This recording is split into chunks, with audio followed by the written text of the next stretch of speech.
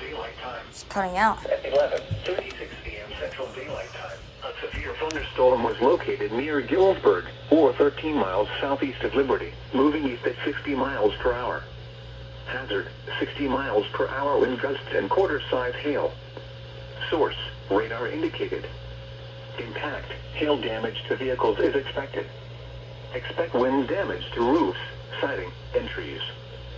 Locations impacted include Macomb, Magnolia, Summit, Tylertown, Osaka, Smithville, Salem, Dexter, Gillsburg, and Macomb Airport. This includes Interstate 55 in Mississippi between mile markers 1 and 24. For your protection, move to an interior room on the lowest floor of a building. By the way, it's not actually 10:40, it's 11:40, I'm pretty sure.